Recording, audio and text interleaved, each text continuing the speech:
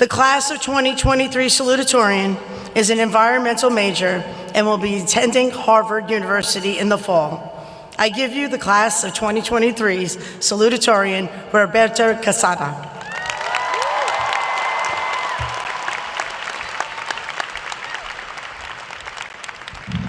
Congratulations to you, the Brooklyn Tech class of 2023.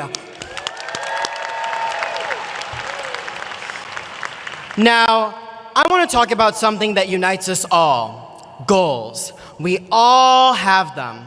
At 14, when I learned that we graduated at Barclays Center, my inner celebrity made their own goal. I must speak there.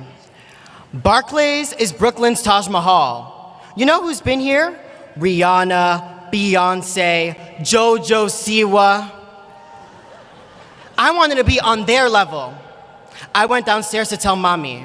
She gave me a look. Mijo, you can't even wash the dishes. Go study and stop with these pendejadas. What mommy didn't know was that I had a plan. I called it Operation Graduation Speech. It worked like this. I'd use my impeccable Riz and Peppa Pig flyers to win freshman president. Check. Then I'd use the incumbent's advantage to win the next 2 terms. Check. By senior year, I thought the bag was secured. I was going to get my 4th term, and with it, my Barclays speech. Until I didn't. I remember that day. I was on board American Airlines Flight 238, LAX to JFK, when at 11:54 a.m., my phone buzzed. Urgent. Urgent? I open it.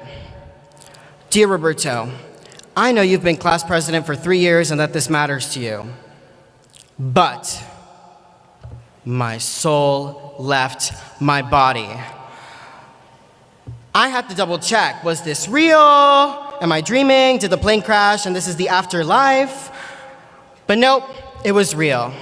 I was BANNED banned from running. I broke down in tears miles above Utah. To cope, I went to the worst source of comfort, the Brooklyn Tech Discord server. Now parents, if you don't know what Discord is, count your blessings. Yeah, I log on, first message I see. I already have the name for the documentary, Roberto, Fall from Grace. Can I get half the profits at least? There was another meme I'll never forget. It had a picture of the Pentagon, a hexagon, and then a picture of me. And you know what it said? Career gone. Great, I'm 17, I already lost my career. Dad, time to renovate the basement.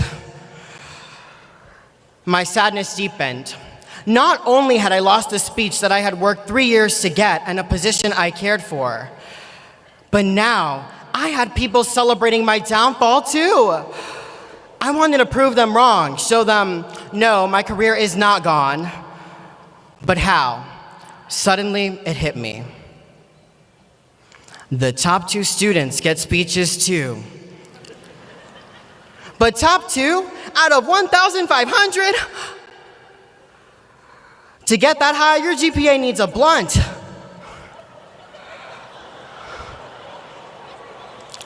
Well, that night I went to my mirror. Roberto Carlos Quesada Paguada de Queens, New York.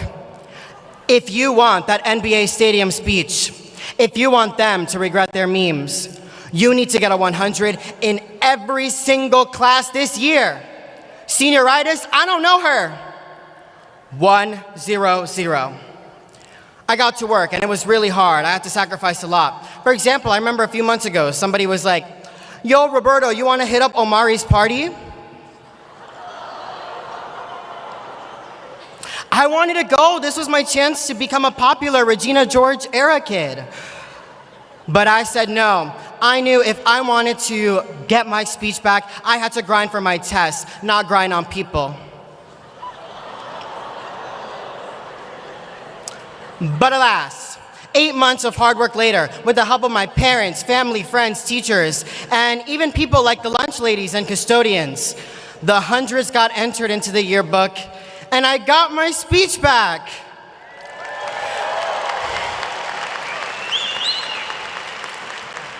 My soul came back to my body. Not only that, but I'm proud to be the first Hispanic salutatorian in Brooklyn Tech's records.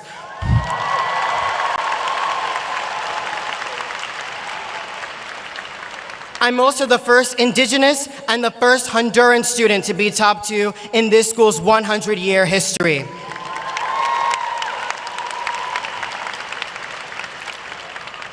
I want you to think about that. For 100 years, this school has not had a top 2 student whose origins are from the Americas.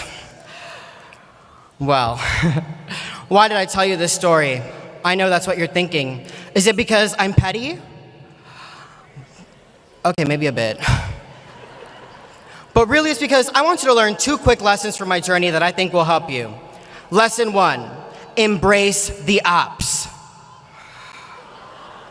Listen, if nobody criticizes you, that means you don't stand for anything.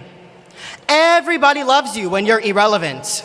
It's when you become successful that you start to get detractors, that you have rumors, uncontrollable ones, spread about you that have you thinking, when did I say that? And yes, even Discord memes. Whenever people talk bad about you, be calm and think, is this genuine criticism that I can incorporate, or is it a jealous op? If it's the latter, ignore it and use that hate to push you like it pushed me. Lesson 2, be a good rebel. I did not get through the hardest parts of Brooklyn Tech by sitting like a rock. As a Latino and an Indigenous student, I faced stereotypes and challenges, and we all saw how injustice played out. During our 4 years, we saw how immigrants coming to the US who looked just like me were treated. We saw people lose their right to do what they want with their own bodies. In fact, it's literally Pride Month, but it's hard to celebrate with all the anti-LGBT bills being passed across the country. Now, I don't say this to kill the vibe. I say this because I want you to think, what can we do about this as graduates? Obviously, I don't have the answer, but I have some direction. I want to go back to when I was banned. I was very disappointed, yes, partially because of the Discord memes, but mainly because I thought to be a leader meant being a perfect, obedient little angel. All of a sudden, I was the opposite. I was a horrible person, someone who got banned from things, to mock and criticize.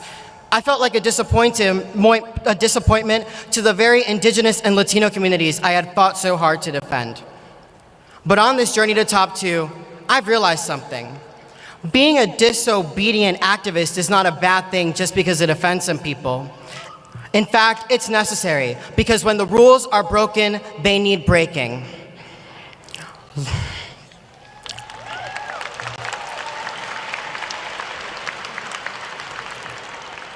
Being a good rebel doesn't mean being reckless or an anarchist. It means doing little things like questioning traditions and questioning norms. It could be as simple as standing up for yourself when no one else will, or joining initiatives to fight for equality. I mean, you're all being rebels right now. If you're a first-generation college student graduating, you are being a rebel.